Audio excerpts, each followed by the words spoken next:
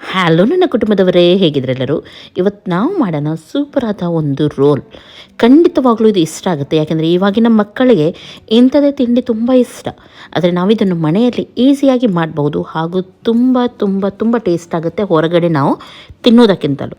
ಹಾಗಾಗಿ ಬನ್ನಿ ಸ್ಟಾರ್ಟ್ ಮಾಡೋಣ. ಇಲ್ಲಿ 2 ಕಪ್ಪಷ್ಟು ಗೋಧಿ ಹುಡಿಗೆ 1 ಕಪ್ಪಷ್ಟು ಮೈದಾವನ್ನು ಮಿಕ್ಸ್ ಮಾಡಿದ್ದೀವಿ. ಓಕೆ, ನೋಡಿ ಈ ರೀತಿ ಎರಡನ್ನೂ ಕೂಡ ಒಟ್ಟಿಗೆ ಹಾಕೋಣ.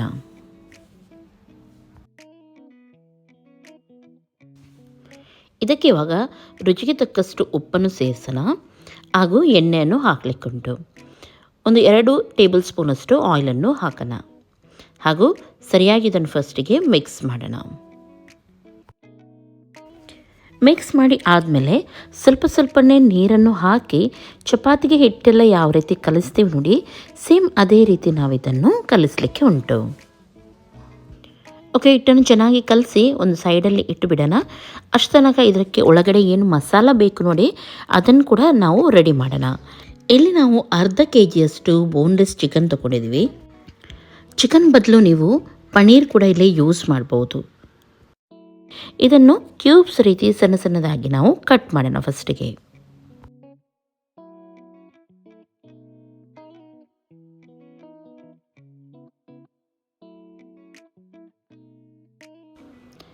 ಆಮೇಲೆ ಇದಕ್ಕೆ ಒಂದು 1/4 ಕಪ್ಪಷ್ಟು ಮೊಸರನ್ನು ಹಾಕೋಣ, ಅಥವಾ ಒಂದು 2 ಟೇಬಲ್ ಸ್ಪೂನಷ್ಟು ಮೊಸರನ್ನು ಹಾಕಿದರೆ ಸಾಕು. ಇವಾಗ ಇದಕ್ಕೆ ಕೆಲವು ಮಸಾಲವನ್ನು ಹಾಕೋಣ. ಅರಿಶಿನ ಪೌಡರ್, ಸ್ವಲ್ಪ ಜೀರಾ ಪೌಡರ್ ಹಾಕೋಣ, ಅರ್ಧ ಚಮಚದಷ್ಟು ಜೀರಾ ಪೌಡರ್, 1 ಚಮಚದಷ್ಟು ಕೊತ್ತಂಬರಿ ಪೌಡರ್ ಹಾಗೂ ಸ್ವಲ್ಪ ಗರಂ ಮಸಾಲ ಪೌಡರ್. ಇಷ್ಟನ್ನು ನಾವಿಲ್ಲಿ ಹಾಕೋಣ. ಹಾಗೂ ಅದರೊಂದಿಗೆ ಖಾರಕ್ಕನುಗುಣವಾಗಿ ನೀವು ಚಿಲ್ಲಿ ಪೌಡರ್ ಹಾಕಿ, ಖಾರ ಜಾಸ್ತಿ ಬೇಕಿದ್ದವರು ಜಾಸ್ತಿ ಹಾಕ್ಬೋದು. ನಾವಿಲ್ಲಿ 2 ಚಮಚದಷ್ಟು ಹಾಕಿದ್ದೀವಿ. ಜಿಂಜರ್ ಗಾರ್ಲಿಕ್ ಪೇಸ್ಟನ್ನು ಕೂಡ ಹಾಕೋಣ ಇದಕ್ಕೆ, ಹಾಗೂ ರುಚಿಗೆ ತಕ್ಕಷ್ಟು ಉಪ್ಪು. ನೆಕ್ಸ್ಟ್ ಇದಕ್ಕೆ ಸ್ವಲ್ಪ ಕಸೂರಿ ಮೇಥಿ ಕೂಡ ಹಾಕ್ತಾ ಇದ್ದೀನಿ. ಓಕೆ, ಎಣ್ಣೆಯನ್ನು ಹಾಕಲಿಕ್ಕುಂಟು. 1 ಟೇಬಲ್ ಸ್ಪೂನಷ್ಟು ಆಯಿಲನ್ನು ಹಾಕಿ ಚೆನ್ನಾಗಿ ಇದನ್ನು ಮಿಕ್ಸ್ ಮಾಡಿ. ಮಸಾಲ ಸರಿಯಾಗಿ ಮಿಕ್ಸ್ ಆಗಬೇಕು ಈ ರೀತಿ. ಆಮೇಲೆ ಇದನ್ನು ಫ್ರೈ ಮಾಡಲಿಕ್ಕೆ ಹಾಕೋಣ.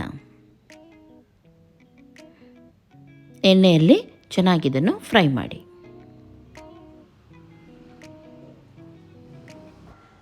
ಗ್ಯಾಸನ್ನು ಹೈಯಿಂದ ಮೀಡಿಯಂ ಫ್ಲೇಮಲ್ಲಿ ಇಟ್ಟು ಇದನ್ನು ಫ್ರೈ ಮಾಡ್ತಾ ಹೋಗಿ ಚೆನ್ನಾಗಿ.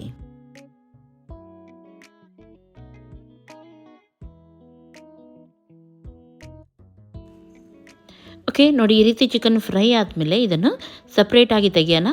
ಆಮೇಲೆ ಮತ್ತೊಮ್ಮೆ ನೀವು ಫ್ರೈ ಮಾಡಿ. ಇದೇ ರೀತಿ ಸ್ವಲ್ಪನೇ ಫ್ರೈ ಮಾಡ್ತಾ ತೆಗೀರಿ. ಇದರಲ್ಲಿ ನೀರು ಬಿಡಬಾರ್ದು, ಇದು ಚೆನ್ನಾಗಿ ಫ್ರೈ ಆಗಬೇಕು ಚಿಕನ್. ಓಕೆ, ಇವಾಗ ಚಿಕನ್ ಎಲ್ಲ ಫ್ರೈ ಆದಮೇಲೆ ಸ್ವಲ್ಪ ಎಣ್ಣೆ ತಗೊಂಡು ನೀರುಳ್ಳಿಯನ್ನು ಕೂಡ ಫ್ರೈ ಮಾಡೋಣ. ಇಲ್ಲಿ ಮೀಡಿಯಂ ಸೈಜ್ ಒಂದು 4ರಿಂದ 5 ನೀರುಳ್ಳಿಯನ್ನು ನಾವು ಹಾಕೋಣ. ಬೇಕಿದ್ರೆ ಜಾಸ್ತಿನೂ ಹಾಕ್ಬೋದು. ಅಷ್ಟು ತನಕ ಒಂದು ಕಪ್ಪಲ್ಲಿ 1 ಚಮಚದಷ್ಟು ಸೋಯಾ ಸಾಸ್ ತೊಗೊಂಡಿದ್ದೀವಿ ಹಾಗೂ ಟೊಮೆಟೊ ಸಾಸನ್ನು ಕೂಡ ಹಾಕ್ತಾ ಇದ್ದೀವಿ, 1.5 ಚಮಚದಷ್ಟು. ಹಾಗೂ 1 ಚಮಚದಷ್ಟು ಇಲ್ಲಿ ಪೆರಿ ಮಸಾಲ ಅಂತ ಹೇಳ್ತೀವಿ, ಮಾರ್ಕೆಟಲ್ಲಿ ನಿಮಗೆ ಈಸಿಯಾಗಿ ಸಿಗುತ್ತೆ. ಅದನ್ನು ಹಾಕಿ ಚೆನ್ನಾಗಿ ಇದನ್ನು ಮಿಕ್ಸ್ ಮಾಡೋಣ. ನೀರುಳ್ಳಿಯಲ್ಲಿ ನೋಡ್ಬೋದು ಒಳ್ಳೆ ರೀತಿ ಫ್ರೈ ಆಗಿದೆ, ಈ ರೀತಿ ಬರಬೇಕು. ಆಮೇಲೆ ನಾವು ರೆಡಿ ಮಾಡಿಟ್ಟ ಸಾಸನ್ನು ಇದಕ್ಕೆ ಆ್ಯಡ್ ಮಾಡೋಣ.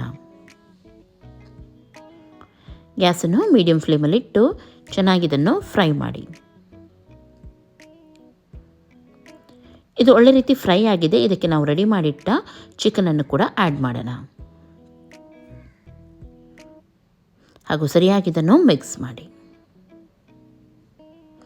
ಸಿಂಪಲ್ ಮಸಾಲ ತುಂಬ ಅಂದರೆ ತುಂಬ ಟೇಸ್ಟಾಗಿರುತ್ತೆ, ಖಂಡಿತವಾಗ್ಲೂ ನಿಮಗೆ ಇಷ್ಟ ಆಗುತ್ತೆ ಇದು. ಇವಾಗ ಕೊತ್ತಂಬರಿ ಸೊಪ್ಪನ್ನು ಹಾಕೋಣ ಮೇಲ್ಗಡೆಯಿಂದ. ಇಲ್ಲಿ ಮಸಾಲ ರೆಡಿಯಾಗಿದೆ. ಇದು ನೋಡಿ ಈ ರೀತಿ ಬರುತ್ತೆ. ಇವಾಗ ನಾವು ಚಪಾತಿಗೆ ಹಿಟ್ಟು ತೊಗೊಂಡಿದ್ವಿ ನೋಡಿ, ಅದರಿಂದ ಚಪಾತಿಯನ್ನು ಮಾಡೋಣ. ಆದರೆ ಇಲ್ಲಿ ಚಪಾತಿಗಿಂತ ದೊಡ್ಡ ಸೈಜಲ್ಲಿ ನಾವು ಇಲ್ಲಿ ಮಾಡಬೇಕಾಗುತ್ತೆ, ಹಾಗೂ ತುಂಬ ದಪ್ಪನೂ ಇರಬಾರ್ದು. ಅವನ ಹಿಟ್ಟು ಹಾಕಿ ಚೆನ್ನಾಗಿ ಇದನ್ನು ಲಟ್ಟಿಸೋಣ. ಹಾಗೂ ಇದನ್ನು ಫ್ರೈ ಮಾಡೋಣ. ಮೆಲ್ಲನೆ 2 ಸೈಡ್ ಕೂಡ ಇದನ್ನು ಫ್ರೈ ಮಾಡಿ. ಈ ರೀತಿ ಫ್ರೈ ಮಾಡಿ ತೆಗೆದರೆ ಆಯಿತು. ಇವಾಗ ಒಂದು 3ರಿಂದ 4 ಮೊಟ್ಟೆಯನ್ನು ಚೆನ್ನಾಗಿ ಒಡೆದು ಅದಕ್ಕೆ ಉಪ್ಪು ಹಾಗೂ ಸ್ವಲ್ಪ ಅರಿಶಿನ ಹಾಕಿ ಚೆನ್ನಾಗಿ 2 ಸೈಡ್ ಕೂಡ ನೋಡಿ ಈ ರೀತಿ ಫ್ರೈ ಮಾಡಿ. ಇವಾಗ ಒಂದು ಚಪಾತಿಗೆ ಸ್ವಲ್ಪ ಬೆಣ್ಣೆ ಅಥವಾ ತುಪ್ಪ ಯಾವುದು ಕೂಡ ನೀವು ಹಾಕ್ಬೋದು. ಈ ರೀತಿ ಸವರಿ ಆಮೇಲೆ ಇದಕ್ಕೆ ಗ್ರೀನ್ ಚಟ್ನಿಯನ್ನು ಹಾಕೋಣ. ಗ್ರೀನ್ ಚಟ್ನಿ ಪುದೀನ, ಕೊತ್ತಂಬರಿ, ಸ್ವಲ್ಪ ಹಸಿಮೆಣಸಿನಕಾಯಿ ಎಲ್ಲ ಹಾಕಿ ಸ್ವಲ್ಪ ಕ್ಯಾಶ್ಯೂ ನಟ್ ಹಾಗೂ ಜಿಂಜರ್ ಇಷ್ಟನ್ನೆಲ್ಲ ಹಾಕಿ ಸ್ವಲ್ಪ ನೀವು ಗ್ರೈಂಡ್ ಮಾಡಿದರೆ ಸಾಕು. ಈ ರೀತಿ ತುಂಬ ಟೇಸ್ಟ್ ಆಗುತ್ತೆ ಇದನ್ನು ನೀವು ಆ್ಯಡ್ ಮಾಡಿದರೆ. ಆಮೇಲೆ ಮೊಟ್ಟೆಯನ್ನು ನಾವು ರೆಡಿ ಮಾಡಿದ್ವಿ ನೋಡಿ ಆಮ್ಲೆಟ್, ಅದನ್ನು ಅರ್ಧ ಹಾಕಿದ್ದೀನಿ. ಹಾಗೂ ಒಂದು ಸೈಡ್ ನಾವು ಮಾಡಿದ ಚಿಕನ್ ಮಸಾಲ, ಅದರ ಮೇಲೆ 1 ಚಮಚದಷ್ಟು ಮಯೋನೈಸನ್ನು ಕೂಡ ಹಾಕೋಣ. ಹಾಗೂ ಈ ರೀತಿ ರೋಲ್ ಮಾಡಿ.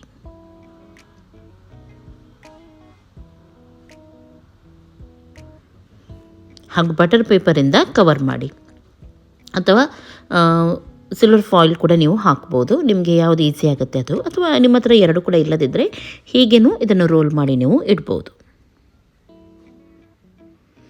ನೋಡಿ ಇವಾಗ ಯಮ್ಮಿ ರೋಲ್ ರೆಡಿಯಾಗಿದೆ. ತುಂಬ ಸೂಪರ್ ಆಗುತ್ತೆ ಇದು. ಒಮ್ಮೆ ನೀವು ಇದನ್ನು ಟ್ರೈ ಮಾಡಿ. ಇದೇ ರೀತಿ ನಾವು ಎಲ್ಲವನ್ನು ಕೂಡ ಮಾಡ್ತಾನೆ ಹೋಗೋಣ.